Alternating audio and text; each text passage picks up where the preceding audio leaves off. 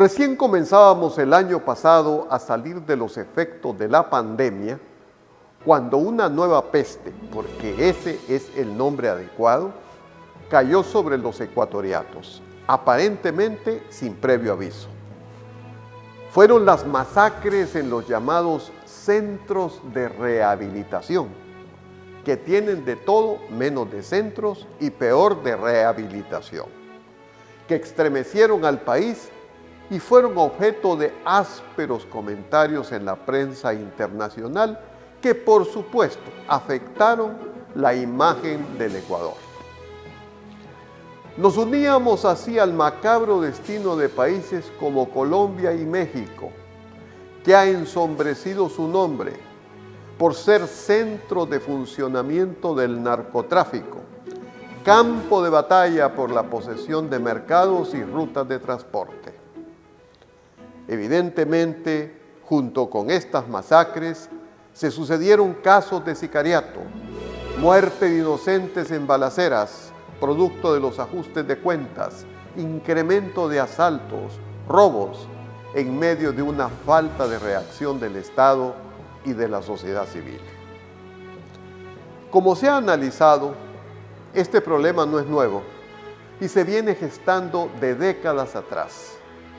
Es además responsabilidad del Estado y no solo del gobierno, pero también de la sociedad civil que admite, tolera y permite socialmente a la riqueza obtenida de forma oscura.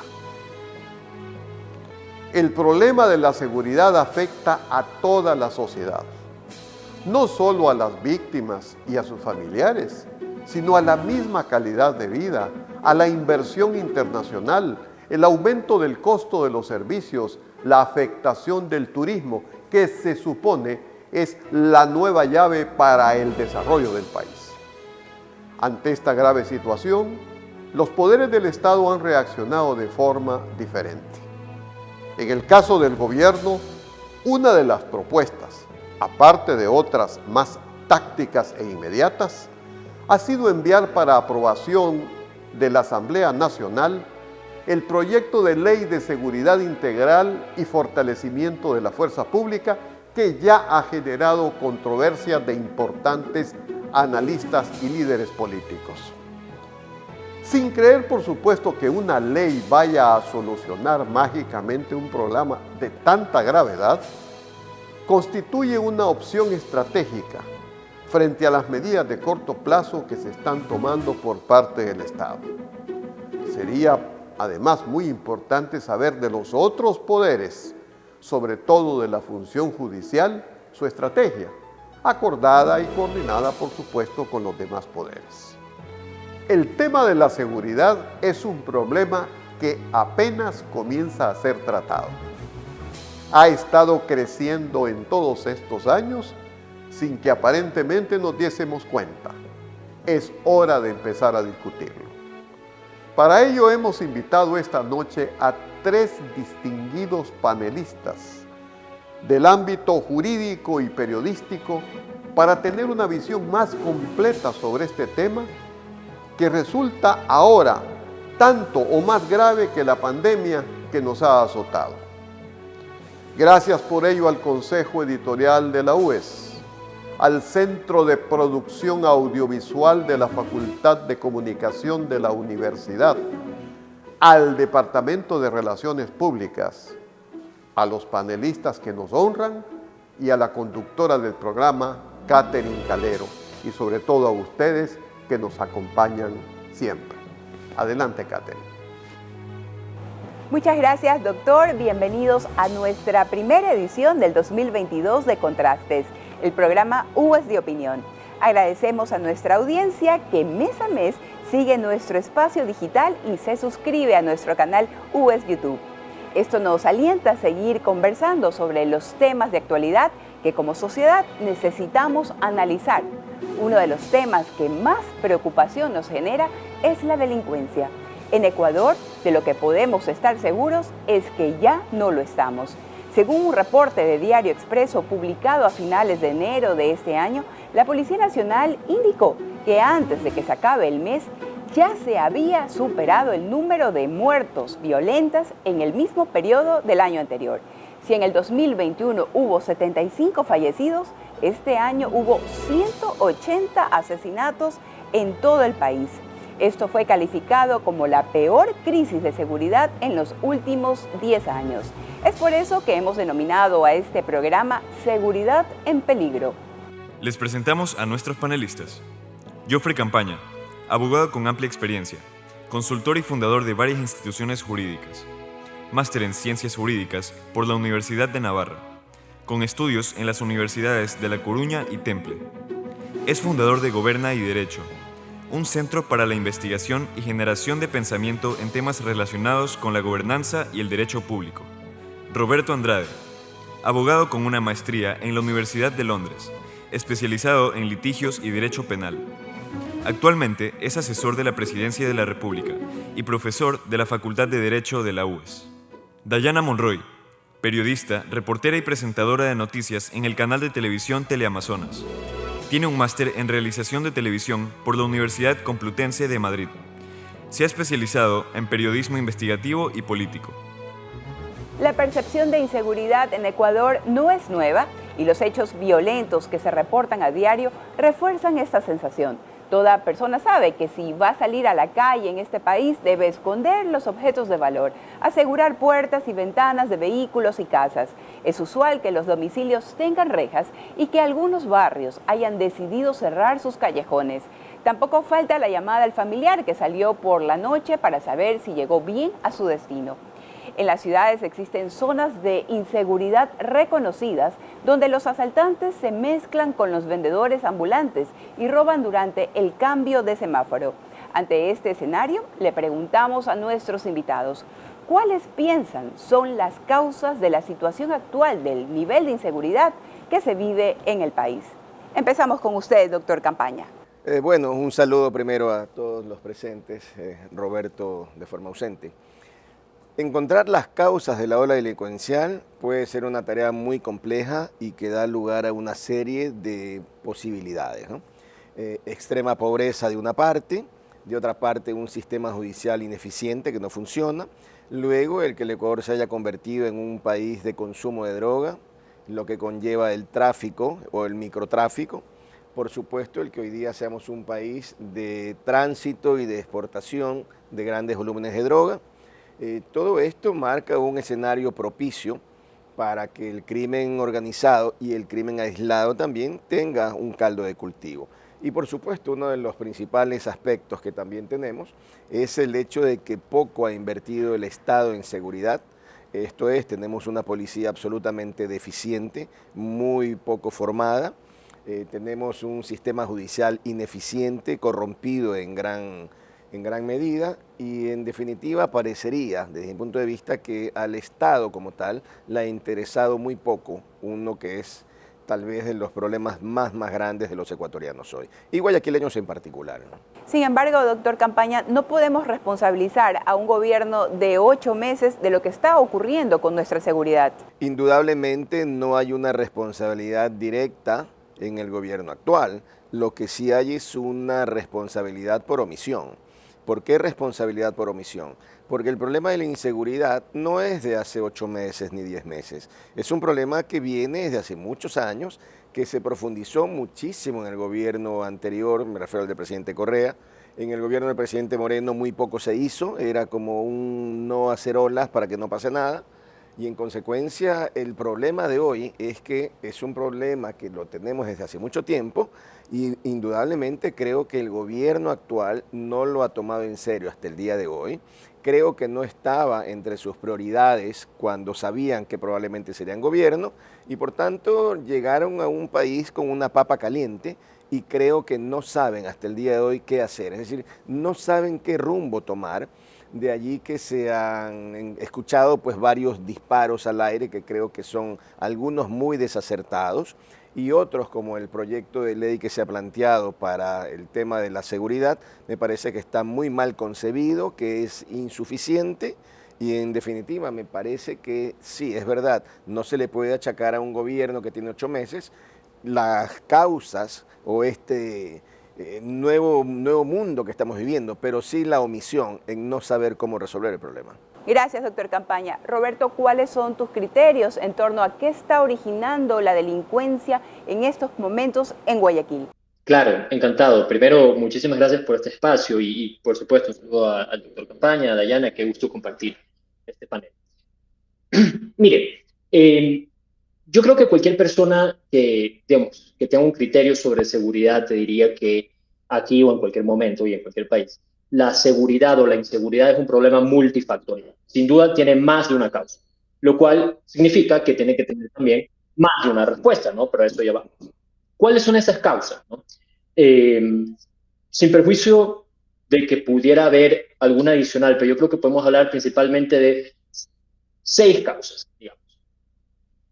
Primero, una situación de pobreza o de falta de oportunidades en el país que es histórica y que se agudizó con la pandemia. ¿Por qué digo esto? Porque nosotros podemos ver cuando se ve la evolución de datos o estadísticos de delincuencia que los niveles de delincuencia, por supuesto, bajan durante el confinamiento y por obvias razones vuelven a subir luego de que va acabando el confinamiento. Y si bien el número total de delitos, por decirlo así, es similar a lo que era en el 2019, estos delitos se han vuelto más violentos, que ese es un problema que tenemos. Ese problema se vincula, entonces hablamos de falta de oportunidades y se vincula a un problema de delincuencia organizada. La delincuencia organizada es un tema que el Ecuador no enfrentaba o no en la magnitud que lo hace 15 o 20 años, digamos, y es muy propio del Ecuador del 2022. Digamos, hablemos del post-pandemia, se explicaba el tema. Esto de la delincuencia organizada también se vincula a los problemas que hemos visto en las cárceles. ¿Por qué? Porque la violencia en las cárceles no solo es un reflejo de la violencia fuera de las cárceles, sino que también funciona de cierta forma lo que pasa ahí dentro, tiene efectos afuera, como hemos visto muy trágicamente en los últimos años, ¿verdad?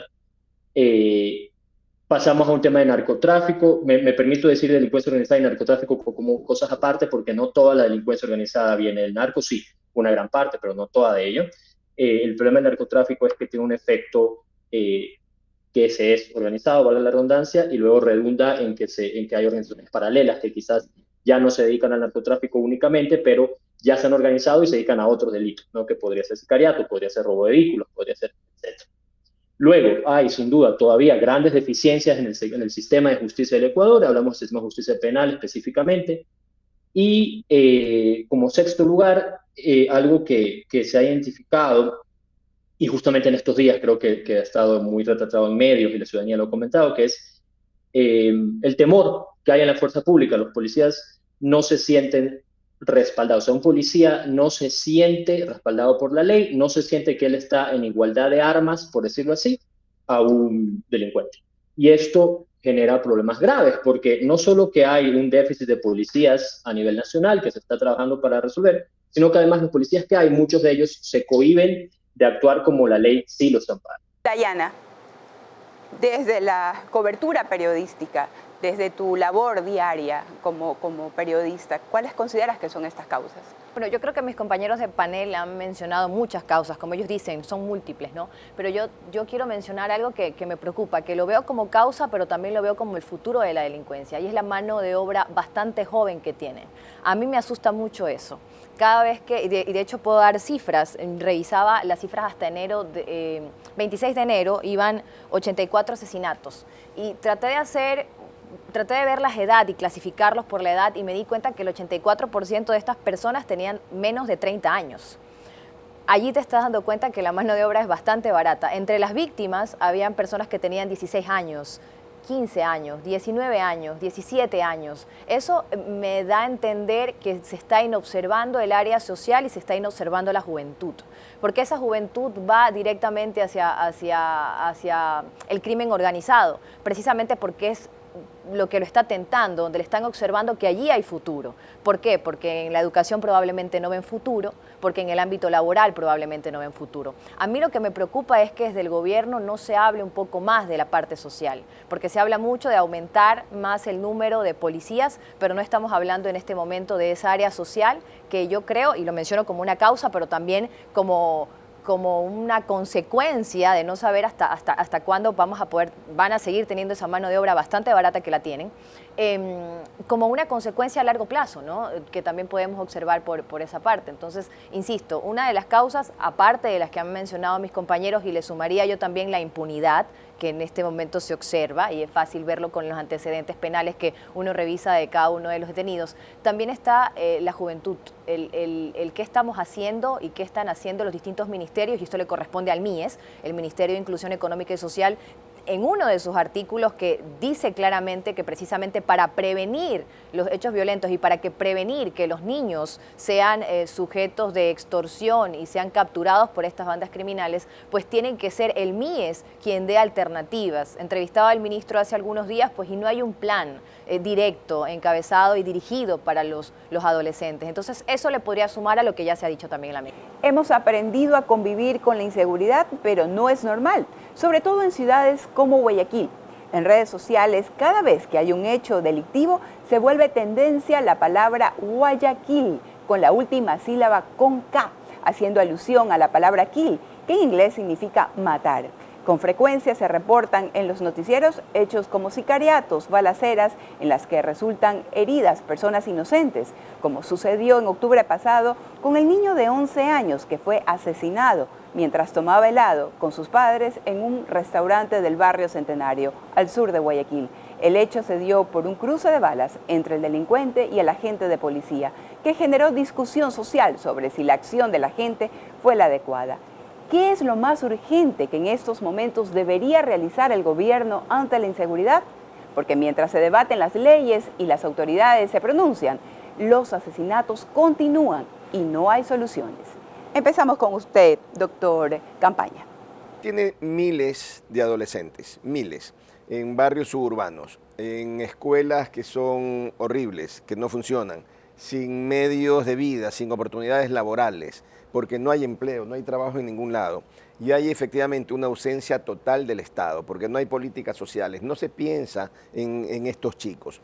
¿Qué es lo que ocurre? Ante los niveles de pobreza vienen las bandas organizadas y empieza el reclutamiento.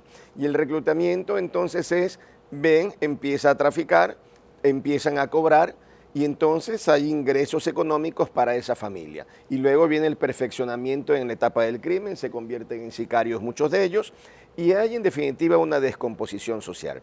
En esa descomposición social entran por supuesto los otros factores, ejemplo, el sistema carcelario.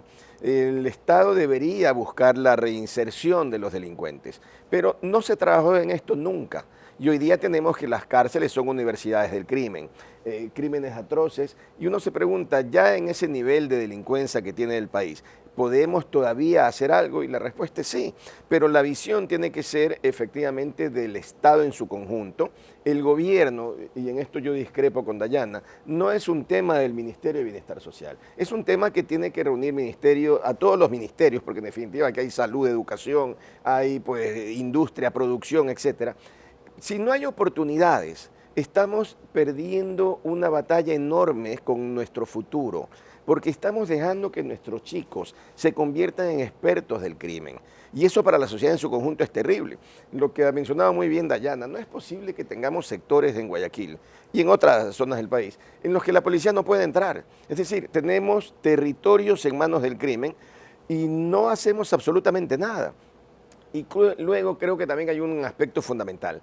Y no obstante, que lo tocaremos más adelante, el proyecto de ley se enmarca en una visión simplemente punitiva, en una visión la policía para que combata. Pero hemos hablado que las causas son múltiples y por tanto tienen que haber respuestas múltiples, pero no hay ni en el proyecto de ley, ni en la gestión gubernamental, ni en el discurso gubernamental, nada que nos haga pensar que este problema de verdad le interesa al gobierno. El gobierno está más preocupado en abrir líneas de exportación con China o en firmar tratados de libre comercio que en hacer una gran inversión social. Creo que eso no está en la agenda y me parece que es lo más grave y el mayor déficit que hoy tenemos. Gracias, doctor Campaña. Dayana, tus criterios al respecto. Yo no me puedo meter en la parte jurídica porque creo que les corresponde más a ellos que entienden del tema, pero sí puedo decir algo desde mi perspectiva al haber escuchado también entrevistado muchos expertos. el estar presente en algunos sitios. El Estado parece que está ausente en algunos espacios. Hay lugares donde la policía no puede ingresar.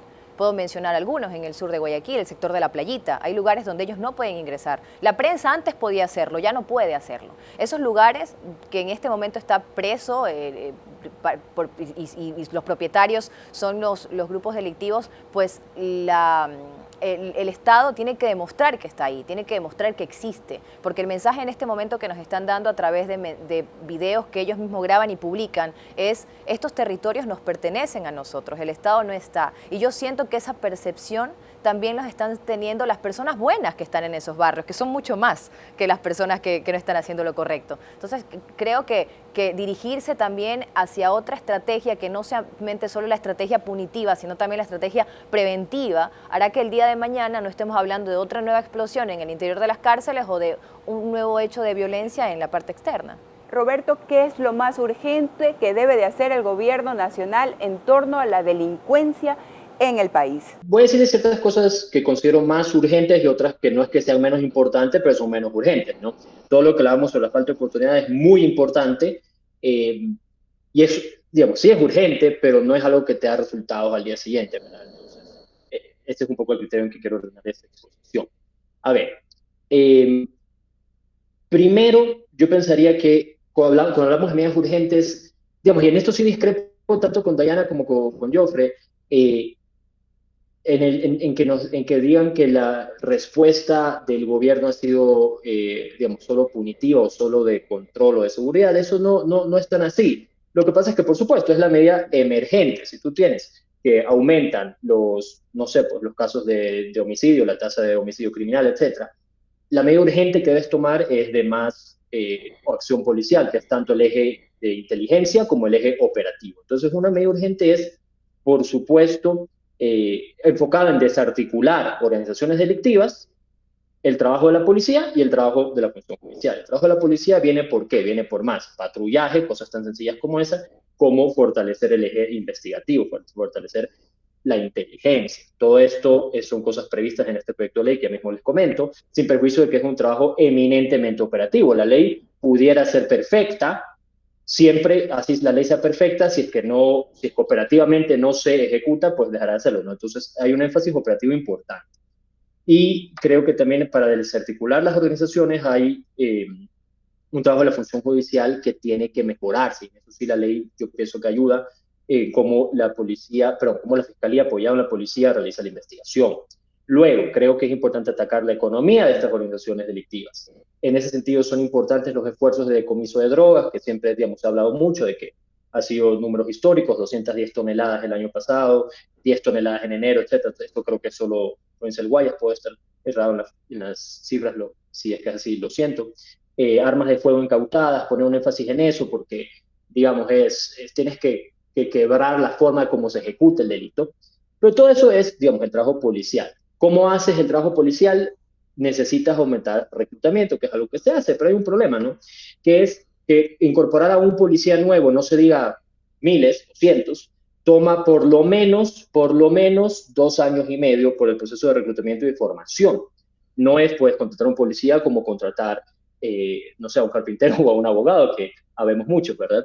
Y por eso es que este proyecto de ley trae un énfasis en la coordinación de la fuerza pública, de Fuerzas Armadas y Policía Nacional, no como un elemento permanente, porque para nada eso sería lo correcto, cada una de estas instituciones tiene su misión, pero sí como una forma de poder sobrepasar ciertas crisis de picos delictivos en los cuales, por una razón netamente numérica, necesitas apoyo en la fuerza pública. De esto podríamos hablar mucho más, si es que es interesante, pero quiero tratar más temas, ¿no? Creo que también es importante, hablaba la otra vez, reducir el hacinamiento en las cárceles. ¿Por qué creo que esto es urgente? No solo porque ahí también se cometen muchos delitos y mucha violencia, trágicamente lo hemos visto. Debemos recordar que los delitos no son solo los que pasan en las calles, sino también dentro de las cárceles. Sino también porque dentro de las cárceles operan organizaciones delictivas que tienen efecto extramuros. En ese sentido, el presidente de la República ha anunciado en estos días un nuevo indulto en el cual saldrán algunos, la idea es que beneficie a varias personas privadas de libertad por delitos poco graves y que ya están cumpliendo un porcentaje importante de la condena, ¿verdad? Creo que esto es algo muy importante que va a ayudar a reducir la violencia ahí y por tanto también esto incide en la violencia fuera de la casa. Y yendo hacia las cosas que son, a ver, no quiero decir que son menos urgentes, sino que el efecto es más a un mediano o largo plazo. Vienen los temas, por ejemplo, yo ofrecí hace un momento, no, bueno, que el gobierno está más enfocado en abrir líneas comerciales, y al respecto creo que hay dos cosas importantes que comentar. La primera es que sí, el gobierno está enfocado en eso, no solo en eso, pero sí en eso, y en, digamos, en atraer inversiones que generen más oportunidades, porque si vemos que hay una crisis de oportunidades hay que atender eso. Y una forma de hacerlo es incidir en el mercado laboral. No es la única, por supuesto, viene lo que decía Dayana del MIES, viene el tema del sistema de educación, del sistema de salud, pero es un eje integral, ¿verdad? Pero además de eso, sí creo que es válido mencionar que este gobierno es, digamos, en este gobierno se ha reunido el COSEPE, que es el Consejo de Seguridad Pública del Estado, más veces en 8 meses de gobierno que en todo el periodo de gobierno anterior. Eso es, o casi similar, disculpen si fallo en la cifra. Entonces, esto es un tema que creo que habla de la política y de la prioridad que tiene. Y en este proyecto de ley, hablando en esto, en que las respuestas del Estado no deben ser solo punitivas, sino también preventivas e integrales, se crea la figura del Consejo Nacional de Política Criminal, que tiene la idea de eso, ¿no? De aglutinar a función ejecutiva y función judicial, a las más altas autoridades que tienen atribuciones en el tema de seguridad, para que puedan juntos desarrollar estrategias para prevenir la delincuencia. Eso no es solo, entonces, no es solo desarticular la banda y sancionarla, digamos, con pena privativa de libertad o lo que fuera, sino también estos espacios necesarios para prevenir todas estas cosas que mencionaban ustedes, digamos, mis compañeros de panel previamente, ¿no? Que no llega a formarse la banda. Ahora hay quienes dicen que con cada hecho delictivo que se comparte en redes sociales se exagera el tema de la inseguridad, sobre todo a partir de las 3 masacres que ocurrieron en la penitenciaría y los sicariatos en lugares públicos, ya que se comparten videos y detalles en exceso, además de noticias falsas, que generan más dudas. ¿Esto incrementa la sensación de inseguridad? ¿Esto es aprovechado por grupos que quieren desacreditar al gobierno? Dayana, tus criterios.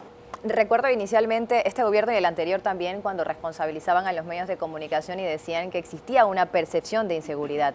Inicialmente se comenzó así ambos gobiernos, ¿no? Porque sí, en su momento los medios también nos preguntábamos casa adentro, ¿será que estamos generando más violencia? Porque a nosotros nos aterraba el nivel de violencia que veíamos en cada uno de los sucesos, ¿no? O sea, el nivel de violencia era mucho más fuerte y obviamente esto llamaba mucho más nuestra atención. Más disparos, más jóvenes los que fallecían.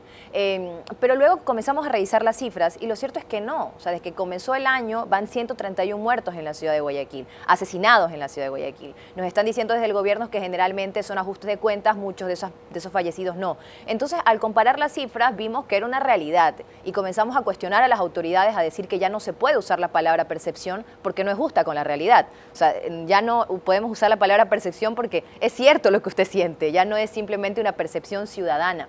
Y por eso comenzamos a tratar de buscar causas también, ¿no? Porque no queríamos, y en el medio en el que trabajo, no queríamos ser simplemente transmisores o contadores de asesinados. Esa no era nuestra intención. Nuestra intención también es, y felicito por el espacio, porque es precisamente discusiones como estas, ¿no? ¿Qué está fallando? ¿Qué están haciendo mal? ¿Qué están consiguiendo?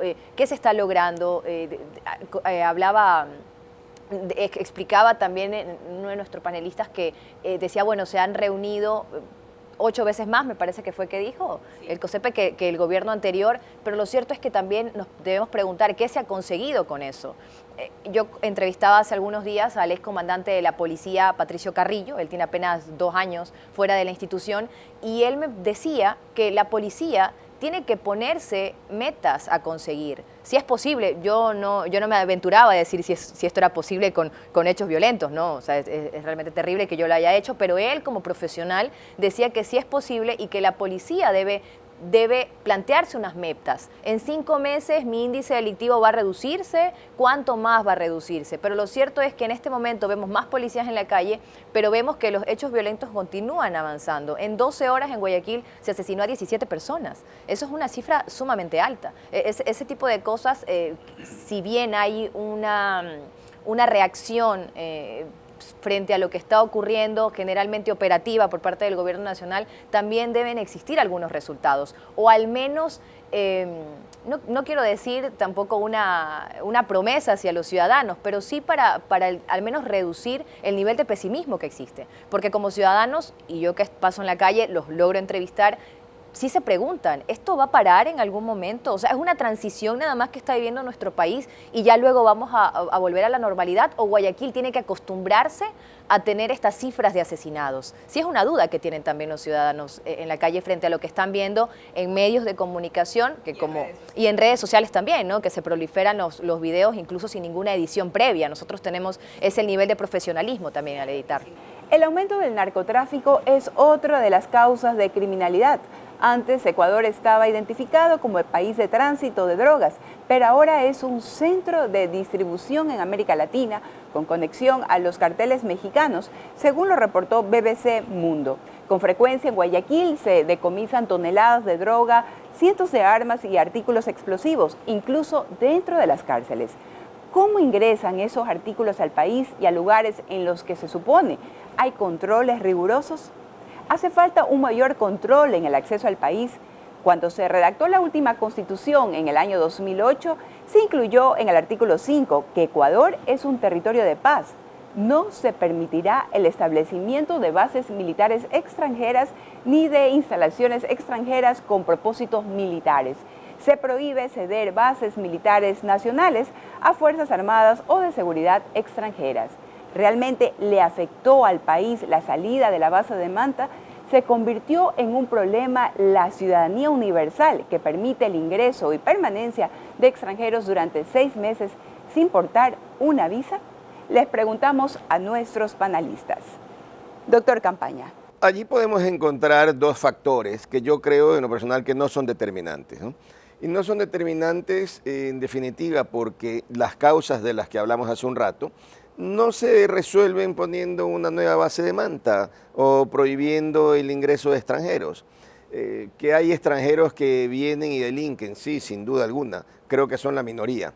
Que la base de Manta evitó todo este reparto de territorios, no, porque realmente lo que hacía la base de Manta eventualmente era identificar posibles exportaciones de droga. De tal manera que en la delincuencia interna creo que muy poco influyen estos factores. Pero yo creo que debo tocar otros aspectos que me parece que son importantes para discutir, ¿no? Personalmente creo que el problema del ataque a la delincuencia no está en las leyes. Yo en esto discrepo totalmente con Roberto. Este problema no se resuelve porque una ley diga que ahora se va a crear un consejo o un directorio en un ente que se van a reunir. Y no por una razón sencilla, la Constitución actual ya obliga como mandato a todas las entidades y a los funcionarios a coordinar sus acciones para la búsqueda del bien común. Por tanto, no se necesita una ley que faculte o que determine que va a haber un nuevo directorio para establecer políticas criminales. Yo creo que el problema no se resuelve por allí. Y a mí lo que me preocupa sinceramente, y es lo que pienso, es que el gobierno, como no sabe qué hacer ante esta situación que ha rebasado sus posibilidades, lo que ha hecho es enviar un proyecto a la Asamblea. ¿Haciendo qué cosa? Lavándose las manos y diciendo, señores, esta papa caliente se las envío a la Asamblea. En un tema que inclusive puede ser un manejo político de una crisis tan grave para los ecuatorianos, porque cuando analizamos, lamentablemente no hay opción de chequearlo en su detalle, pero cuando analizamos, por ejemplo, el proyecto que se consagra la presunción de inocencia, pues señores, ya está en la Constitución, ¿qué la van a consagrar? Que el uso progresivo de la fuerza que pretenden regularlo, pues si ya está eso en Naciones Unidas, ya está en los fallos de la Corte Constitucional. Entonces hay temas que son gravísimos, ¿no? Y esos temas gravísimos implican cómo hacemos para que miles de jóvenes dejen el microtráfico mañana, no pasado mañana, mañana. Eso se logra básicamente otorgándoles oportunidades que permitan igualar o mejorar la remuneración. ¿Cómo se logra eso? Con proyectos urgentes de inversión social del gobierno que pueden significar programas directos del gobierno. Y lanzo una idea cualquiera. Muy bien, necesitamos vender, Ecuador es un país esencialmente agrícola, necesitamos vender miles de toneladas de ciertos productos. Bueno, a todos estos chicos que están hoy día metidos en el microtráfico, vamos a buscarlos e integrarlos a una cadena productiva, con dinero estatal, por supuesto, y propiciando que el sector privado invierta en este rescate, obviamente con beneficios, porque el sector privado no va a buscarse a chicos conflictivos o con problemas por nada, va a buscar y va a necesitar beneficios. Pero no hay ningún programa social, no hay absolutamente nada. No hay carreras técnicas que se hayan creado, no hay oportunidades para que estos chicos de 13, 14, 15, 16 años hoy día tengan una ocupación remunerada, porque no existe ninguna política gubernamental. Que es importante abrir mercados. Sí, cuando se abran los mercados y se firmen los convenios, entonces veremos si viene alguna que otra empresa, porque esas empresas que uno piensa van a venir mañana y van a generar miles de empleos, pues no van a venir cuando tenemos un sistema judicial que propicia la impunidad, cuando tenemos un gobierno y un Estado, no quiero personalizar, pero un Estado que ha sido incapaz de poner a los presos por pensiones alimenticias en condiciones decentes y dignas. Cuando tenemos un gobierno, y yo creo que es un error este sí del gobierno, el decir que vamos a resolver el problema sacando gente de la cárcel. Yo me pregunto, ¿y los indultos o los que salen, ya salen con trabajo mañana? Es decir, ¿de qué van a vivir mañana cuando salgan? Es gente que sale con unos resentimientos enormes, sin formación, sin reinserción. La solución no es sacarlos. Como una de las cosas que me parece graves también, es que al microtraficante ya simplemente no se le podrá dictar prisión preventiva. Entonces la pregunta es, sí, no puedo dictar prisión preventiva. Estas personas van a seguir en el microtráfico hasta que venga una sentencia que las va a meter a la cárcel. Entonces, ¿de qué estamos hablando? Soluciones parches que no resuelven para nada el fondo de un problema que es hoy el más importante del Ecuador. Gracias, doctor Campaña. Roberto, ¿cómo mejorar el control para ingresar a Ecuador evitando la discriminación? De cierta forma, alguna incidencia tiene, por supuesto, no se puede negar aquello. Pero en esto sí coincido con el doctor Campaña que la incidencia es realmente baja, no es algo que podemos decir esa es una causa principal de la inseguridad. ¿Por qué? Porque si nosotros nos vamos a los datos y le pedimos al SNAI que nos diga la nacionalidad de cuántas personas privadas de libertad son extranjeras, son aproximadamente 3.000 personas privadas de libertad extranjeras de un universo de que fluctúa, ¿no? Porque el número cambia cada día, pero que fluctúa alrededor de los 34.000, es decir, estamos hablando quizás un 10%. Entonces, eso nos hace pensar que sí, en algo incide, no podemos decir que no, pero no es un problema realmente. No es que si el día de mañana se cambiara eso, pues ya se acabó la inseguridad, no, ni mucho menos. Además de que, por supuesto, es un tema constitucional y que, por tanto, digamos, está ahí escrito, sería muy complicado revisarlo. Creo que de lo que se preguntaba antes, ¿no? De las bases militares extranjeras, si eso afectó. Mi opinión, mi criterio es que sí en su momento afectó, digamos, fue un impacto fuerte y es como, no sé, como una gotera que nunca arreglas. Entonces, si la ves un ratito, eso solito no generó el charco enorme, pero en el efecto en el tiempo fue grande. Ahora, también coincido, digamos, discrepo en el diagnóstico con Jofre, sí coincido en que hoy en día ya no puedes hacer mucho al respecto. ¿A qué me refiero? En el tema específico de bases militares. Primero, la Constitución lo prohíbe y difícilmente lo vas a cambiar porque está en el artículo, si no estoy mal, 8, es un tema de soberanía, eso difícilmente se lo cambiaría sin cambiar toda la Constitución. Y segundo, que ya el daño que se hizo al dejar vacío ese espacio que frenaba que entre tanto narcotráfico y que entre tanta delincuencia organizada, ese daño ya se hizo. No puedes arreglarlo. Ahora es como cuando tienes diabetes, ya tienes diabetes, ya tienes, el tratamiento es otro, no puedes no tenerlo. Bien, entonces tenemos que pensar en otra. Yo creo que ¿en qué cosas tenemos que pensar? Es decir, ¿qué daño causó eso? Creo que causó un daño de, como lo decía, ¿no? Poco a poco se fue inundando el país de más narcotráfico y toda la delincuencia organizada asociada. En esto yo creo que a veces fallamos en analizar el tema. Es decir, una cosa es el narco, otra cosa es la delincuencia común. Que si a una persona que yo conozco la asaltaron en el semáforo, por decir algo, robaron el vehículo, no tiene nada que ver con las grandes organizaciones de narcotráfico. Y eso no necesariamente es así, porque las organizaciones de narcotráfico reclutan personas que trabajan para ellos. Esas personas ingresan a la vía criminal y cuando ya no están trabajando para el gran narco, por decirlo así, que entonces cuando están trabajando para el gran narco van de 8 a 5 a un trabajo de oficina. No, también siguen delinquiendo. Entonces, digamos, se comunica, son como vasos comunicantes entre el gran narcotráfico y la delincuencia común. sin decir por eso que todo sea narcotráfico, ¿no? Pero sí es un tema muy relevante. Ahora, sí, si me permite, no sé si me puedo emplear. Ya, gracias. Yo creo que el tema del proyecto de ley sobre integral, creo que es un tema, a ver, creo que tenemos que analizarlo en conjunto con las demás acciones que se están tomando y que se pueden tomar. Si lo único que se hubiera hecho, que se hiciera, fuera enviar el proyecto de ley, claro, eso fuera, digamos, no fuera lo ajustado, porque comenzando que un proyecto de ley demora su tiempo de ser aprobado, ¿no? O sea, incluso si fuera perfecto, demora un tiempo. Pero el proyecto de ley va acompañado de otras acciones, ¿no? El más reclutamiento policial, va acompañado del tema de atacar la economía de estas organizaciones con introducción de droga, va acompañado de procesos de creación de oportunidades para que estas personas que a una temprana edad entran a organizaciones criminales, eso es verdad, no tengan que hacerlo, etc. Dentro del proyecto de ley, yo pienso que, a ver, yo en eso discrepo, yo creo que el proyecto de ley sí es necesario. Insisto, solito no puede arreglar, ninguna ley solita arregla nada. Si una ley solita arreglara algo, pues fuera muy sencillo, no es solo sentarse a tipear.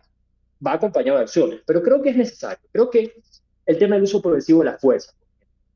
Sí, podríamos decir en un foro académico, no, si eso ya está digamos, en normas internacionales, están los principios de uso de armas de las Naciones Unidas, etcétera. Pero la verdad es que la Corte Constitucional declaró inconstitucional el reglamento que permitía a las Fuerzas Armadas usar la fuerza. Hoy por hoy no tiene una base legal. ¿Por qué la Corte Constitucional lo hizo así y no consideró que por tratado internacional debía entenderse incorporado? Pues no lo sé, pero eso es lo que resolvió y ya está inconstitucional. Hoy por hoy, cuando las Fuerzas Armadas colaboran con la Policía Nacional, perdón, o cuando protegen los radares o protegen sectores estratégicos, no tienen un instrumento de uso de la fuerza que los ampare, es la verdad. El tema de presunción de inocencia, el proyecto de ley, digamos, para que nos vean, y quizás no lo conozcan, el proyecto de ley fortalece o busca fortalecer la presunción de inocencia del servidor policial, militar o de agente de seguridad penitenciaria que usa la fuerza. ¿Haciendo qué? Haciendo que cuando la fiscalía investiga, se presuma que el uso fue progresivo. Que si es que hay un abuso se sancione, claro, pero que tenga que demostrar. Yo coincido con el doctor Campaña que eso se debería entender que es así, pero la realidad nos demuestra que no es así. Si vemos los casos recientes de policías procesados por extralimitación de funciones, vemos que los fiscales no lo entienden así, los tribunales no necesariamente lo entienden así. Y no solo eso, sino que cuando en la Asamblea Nacional se trató el tema, o sea, en la Comisión de Seguridad, una de las sesiones de la comisión, fue un doctor Pablo Encalada, penalista quiteño, a decir que le parece una barbaridad que se presuma, que se incluya esa presunción, que no debería partirse esa presunción, queriendo decirnos que el famoso adagio de que donde hay dos abogados hay tres opiniones, es cierto en este tema también. Entonces, si es que ya está en la ley y los jueces no lo aplican, o si es que no está en la ley, creo que es un debate que no nos trae resultados. Creo que el resultado debe ser que quede clarísimo en la ley para que en adelante fiscales y jueces tengan claras las pautas para aplicar. Según un reporte de Diario El País, Guayaquil es la ciudad más violenta del Ecuador, con un tercio de los 329 asesinatos contados desde inicio de año hasta el 4 de febrero. Los asesinatos ocurren durante enfrentamientos de bandas o por robo en zonas turísticas consideradas seguras. Dayana, tú presentaste un reportaje en el que analiza junto a varios especialistas en derecho la falta de concordancia entre las declaraciones del presidente Lasso y la excomandante de policía Tania Varela y lo que dicen las leyes en el tema de seguridad, como que la policía debe avisar al sospechoso antes de detenerlo o que no sea necesario que un juez notifique al sospechoso cuando el fiscal pida su detención. A continuación les compartimos el reportaje de Dayana realizado para Teleamazonas. Una vez más, pensaron estos penalistas al escuchar a una autoridad mostrar a reformas legales como la solución a la inseguridad que vive el país. Que con eso, sin más, que va a demorar, los delitos logran prevenirse. Porque si usted ve, es todo reactivo para ver cómo le ponemos más dureza en la sanción. Pese a los antecedentes, se detienen a analizar si lo planteado por el presidente de la República es viable o no. Realmente, ¿cuáles se van a poder implementar? Normativo ninguno, porque ya son cosas que ya existen. Que la policía debe avisar a sospechosos antes de detenerlo, dijo Tania Varela en su última declaración como comandante general de la policía. El presidente acogió sus palabras y el día en el que le agradeció por sus servicios dijo que este sería uno de los cambios que incluiría en su proyecto. Que no sea necesario que un juez notifique al sospechoso cuando el fiscal pida su detención. No solamente es que es una ignorancia legal de la comandante, Eso no existe, por favor. Nunca se avisa. Las órdenes de detención no se avisan. Que les llamen a decir, mira, aquí tengo una orden de detención, déjese detener. Eso es mentira, doctora. Con todo respeto, eso no me dice la norma. El presidente también insiste en decir que con el proyecto que enviará a la Asamblea se autorizará el uso progresivo de la fuerza respaldando a policías y militares. O sea, me parece escandaloso que el presidente diga esto, porque esto ya existe desde siempre en nuestra legislación. Como quedó dudas, ya hace 2 años se reformó el COIP, artículo 30.1. Lazo también propone crear el delito de terrorismo en centros de privación de libertad. Ahí hay un error, porque los delitos o los tipos ya existen. Si quieren ser autónomos, allí no está la solución, Dayana. Pablo Encalada solo rescata lo que el presidente plantea al decir que el Estado debería asumir el costo de la defensa de policías y miembros de las Fuerzas Armadas. Pero esto podría hacerse sin reformas legales, dice. ¿Qué hace falta? Una decisión simplemente desde la comandancia de la policía, ¿no es cierto? Incluso un decreto ejecutivo. Y algo más plantea el primer mandatario, que existan investigaciones más diligentes, es decir, más rápidas, en casos donde el sospechoso sea militar o policía. Eso a mí me parece totalmente contrario al derecho, al principio de igualdad. Que por ley diga, bueno, fiscales, pónganle más atención a los casos de los policías. Realmente es un absurdo. Esto sin tomar en cuenta el tiempo que tomaría tratarlo en la Asamblea Nacional y con la posibilidad de que la Corte Constitucional declare inconstitucional algunas de las propuestas. Dayana Monroy, 24 horas. Dayana, tú como periodista has tenido la oportunidad de preguntarle a las autoridades en nombre de la ciudadanía qué pasa con el manejo de la seguridad, cómo afecta la falta de claridad en las decisiones y acciones de las autoridades en el control de la delincuencia. Sí, yo creo que el hecho coincido cuando Roberto dice, estamos discutiendo sobre lo mismo, ¿no? El hecho de discutir sobre lo mismo y que en la opinión pública se esté hablando sobre un tema determinado que ya está escrito en la ley y que los ciudadanos no saben, desgasta y hace que mires la solución a otro lado. Sí, en ese reportaje yo le consultaba precisamente sobre el uso progresivo de la fuerza, porque yo no soy abogada, pero había escuchado que eso ya estaba. Entonces la abogada, la penalista Paulina Araujo, me hizo leer el artículo 30.1 del COIP, donde dice, y voy a leerlo brevemente, causas de exclusión de la antijuricidad. No existe infracción penal cuando la conducta típica se encuentra justificada por el estado de necesidad o legítima defensa. Tampoco existe infracción penal cuando se actúa en cumplimiento de una orden legítima y expresa de autoridad competente o de un deber legal. Entonces ella me explicaba que con este artículo pues está claramente definido que está escrito el uso y habla sobre el uso ilegítimo de la defensa, ¿no? Entonces ella me decía que no hay que insistir con este tipo de soluciones que se plantean como grandes soluciones. De hecho, ustedes observaron, y yo una vez más coincido con Roberto cuando dice esto debe venir acompañado con algo más. Pero el mensaje del presidente justo antes de irse a China fue insistir en la Asamblea Nacional para que apruebe la ley. Su mensaje no fue plantear en la opinión pública otra cosa como solución, sino plantear esto como solución.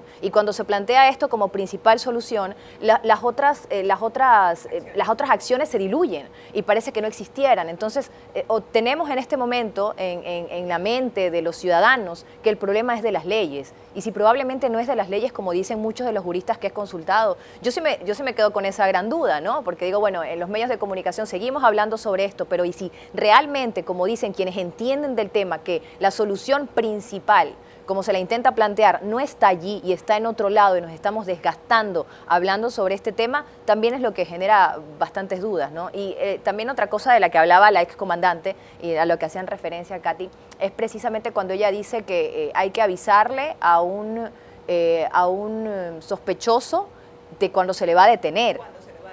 Y realmente me hacían reflexionar también los analistas jurídicos a los que yo entrevistaba y me decían, recuerde al ex contralor Pablo Celi cuando lo fueron a detener. A él no le avisaron, y es verdad. O sea, nosotros sabemos que existen investigaciones reservadas donde no hay que avisar al sospechoso de algún crimen que lo van a detener. O sea, son cosas que ya están estipuladas y esas investigaciones reservadas se llevan adelante y simplemente van y lo detienen. Entonces sí creo que debe existir mucho más cuidado cuando se plantean estas soluciones, ¿no? Porque si bien no se han planteado como única solución, ante la opinión pública y nosotros que sabemos de comunicación entendemos que puede darse a entender que es la principal y que si esto no se hace, no pueden avanzar las otras. Entonces, allí sí, en cuanto a la parte de comunicación, sí creo que hay que tener un poco más de cuidado para realmente entender qué es lo que se plantea como primera gran solución, ¿no? En concreto, doctor Campaña, ¿cuáles serían entonces las reformas legales que sí mejorarían el control de la seguridad?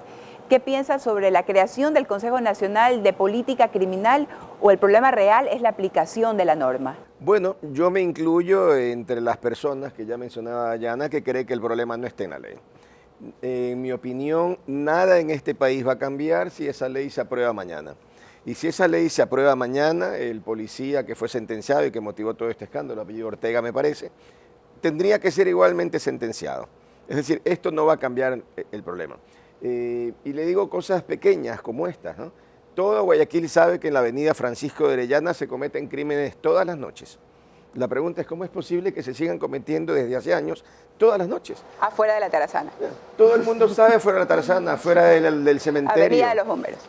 Lo únicos que no saben son los policías. Entonces cuesta creer que sean los policías los que no saben. Y luego, esto del uso progresivo de la fuerza o la presunción de inocencia, etcétera. El problema, entre otras cosas, es que los miembros de la Corte de Función Judicial no están capacitados. Y luego el otro tema es que hay gran corrupción. Y eso no se aborda porque parecen ser temas que están vetados. Y yo creo que el país requiere poner sobre la mesa las cosas reales. Tenemos una función judicial corrompida. Los fiscales en un gran número son corrompidos. A mí, por ejemplo, me aterra que se diga en este proyecto que se puede ordenar la prisión para investigación de una persona sin que se entere siquiera. Yo me pregunto, pero es que no estamos legislando para los 500 eventuales reales delincuentes. Estamos legislando para 17 millones de ecuatorianos. Y los abusos que se pueden cometer en la función judicial a pretexto de estas normas pueden ser muy, muy graves. Entonces, insisto, no es un tema de leyes. Creo que el presidente de la República tiene la capacidad hoy para hacer todo lo que está en esta ley y puede hacerlo sin necesidad de ley, puede hacerlo por vía decretos ejecutivos, algunos ministros vía acuerdos ministeriales, otras entidades del Estado bajo convenios de colaboración, coordinación, etcétera. Entonces me parece que como sociedad estamos perdiendo el tiempo porque estamos discutiendo, en mi opinión, temas inútiles, inoficiosos, que no van a cambiar absolutamente nada. El problema no está en la ley, el problema está en que el gobierno tiene que tomar otro tipo de medidas. Y déjeme solamente decirlo algo, no solamente el gobierno, porque aquí hay un sector político, alcaldes, prefectos, etcétera, que también van en la línea de decirle al Ecuador es que las leyes en el Ecuador son pro delincuencia. Y eso es completamente falso. No hay leyes pro delincuencia. Lo que existen son leyes que garantizan los derechos de la mayoría de los ecuatorianos y nos dan herramientas para combatir a los delincuentes. Pero si hay corrupción, desconocimiento, etcétera, pues poco se puede hacer. Y para terminar, Roberto, ¿cuáles serían entonces las reformas legales que sí mejorarían el control de la seguridad en el país? Primero, realmente quiero felicitar a los panelistas porque me parece que el espacio da para un debate fructífero que no siempre se da, ¿no? Y eso es bueno. A ver, voy a tomar ciertas cosas que se han dicho, ¿no? Por ejemplo, digamos, en este mismo espacio de últimos 5 o 10 minutos, Dayana nos cuenta que las entrevistas que hizo los expertos le dijeron que no es necesaria la ley porque ya se puede detener a alguien sin notificar. Luego, el doctor Campaña nos dice que qué peligro que la ley permita detener a alguien sin notificar. Entonces, aquí hay dos cosas. O una de las dos posturas es equivocada, o, que es lo que yo creo, no es que ninguna de las dos posturas es equivocada, es que hay una divergencia peligrosa de criterios entre los distintos fiscales y jueces que hay alrededor de todo el territorio nacional. Puede ser por razones legítimas de que abogados piensan distintos, como puede ser por razones de corrupción, que es un problema grave que azota el país y que conocemos, pero creo que eso da para otro programa, ¿verdad? En cualquier caso, el objetivo de la ley es ¿cuál, entonces, en estos temas? El objetivo de la ley es que en cuanto al sistema de justicia penal, disminuir el rango en el cual puede haber diferencias de opinión, que no haya. Es decir, si hoy está escrita bien, pero se aplica mal, mira, no importa. Entonces, que esté escrita de una forma que nadie pueda confundirse. Y que ya no pase, porque sí pasa, que los fiscales le notifican al sospechoso, oye, te van a ir a detener con fines investigativos y se va prófugo, ¿verdad? Eso es un tema que es importante y, digamos, lo tomo porque se lo explicó, pero en el tema del uso progresivo de la fuerza y la defensa de policías, creo que es importante varias cosas. Primero, comencemos algo. Si nosotros vamos y hablamos con un policía de cualquier UPC, yo creo que vamos a encontrar que la mayoría de ellos sí se sienten inocenciados. sea o no sea que lo están. Por dos razones. Primero, un tema legal de cómo ellos entienden la norma, pero además porque, y esto es algo que el proyecto de ley quiere arreglar y quiere institucionalizar, porque ellos no reciben al día de hoy, o recién están empezando a recibir con este gobierno, una defensa jurídica, digamos, que los haga sentirse respaldados. ¿Qué pasa? Conocemos que los policías de tropa son cambiados de localidad cada 2, 3 o 4 años. Entonces les puede pasar que les abren una investigación, digamos, en Guayaquil el día de hoy por un resultado de lesiones al detener un sospechoso, y le toca en un año irse, me invento, a Cuenca, y entonces no solo que no tiene abogado, sino que además ya ni siquiera puede ir él mismo a ver su expediente. Y eso genera problemas graves, porque por supuesto, el señor que trabaja en un UPC dice, yo me voy a meter en esto y voy a estar en un lío. Años sin que nadie me ayude. Eso es algo que este proyecto de ley quiere arreglar y que ya se está empezando a arreglar antes del proyecto de ley. También se está brindando mucha más defensa, pero que el proyecto de ley va a institucionalizar y va a facilitar procesos de contestación. Creo que en el tema de uso expresivo de la fuerza también vale recalcar que hoy solo tienen esa protección legal, por decirlo así, la Policía Nacional. No tienen protección legal las Fuerzas Armadas porque la Corte Constitucional declaró inconstitucional el acuerdo ministerial que lo regulaba, como hablamos hace unos minutos. Tampoco tienen protección los agentes de seguridad penitenciaria que, digamos, en su momento pudo haber tenido sentido que se les excluya la norma, pero la verdad es que con la crisis carcelaria que hemos visto el día de hoy, no tiene sentido que no tengan, digamos, la protección del uso progresivo de la fuerza. Luego, pienso que el proyecto de ley es urgente en temas de investigación, o sea, lo que ya dije sobre la defensa de la fuerza pública, ¿no? Que se sientan mucho más validados a actuar bien, que sepan que si actúas bien, sales bien, sin que eso signifique dejar impune los casos de abusos que puedan existir. Creo que el tema de investigación, digamos, el tema de justicia penal es importante también. Muy brevemente, se reforma, esto es súper técnico, ¿no? Pero se reforman los casos de conexidad en la investigación penal. ¿Qué quiere decir? Quiere decir que va a ser más fácil para los fiscales investigar lo que claramente son las mismas organizaciones sin tener que abrir 10 expedientes distintos, sino que puede acumular en uno solo. Eso les va a ser más fácil. Por ejemplo, se elimina que el de la delincuencia organizada, el delito de delincuencia organizada, ya no se va a permitir que se acoja al procedimiento abreviado, lo que significa que van a recibir las condenas que tienen que recibir más largas, y eso sí va a permitir desarticular la organización, porque al día de hoy, si se acogen al procedimiento abreviado, entonces reciben una condena que es 1/3 del usual, y eso no permite romper la delincuencia organizada. Y así otras reformas que, insisto, tiene que, por supuesto, ir acompañadas de acciones, tiene que ir acompañadas de acciones preventivas, de generar más oportunidades, que es algo que el gobierno se toma muy en serio, y de acciones también, pues, de seguridad y de apoyo a la fuerza pública, que es en lo que se está tratando. Muchísimas gracias, Roberto, muchísimas gracias, Dayana, doctor Campaña, muchísimas gracias por sus aportaciones en este programa de Contrastes. Queda claro que la solución a este problema no es colocar a un policía en cada rincón del Ecuador. Como país necesitamos acciones urgentes, que la inseguridad sea un problema al que se le dé prioridad en la agenda del gobierno. ¿De qué sirve que se logren acuerdos y beneficios para el país sin seguridad? Los ecuatorianos tenemos derecho a vivir en un país seguro. Por eso es necesario que se establezcan leyes y procedimientos legales adecuados para enfrentar a la delincuencia. Esto fue Contrastes, Seguridad en Peligro. Los esperamos en una próxima edición. Hasta entonces.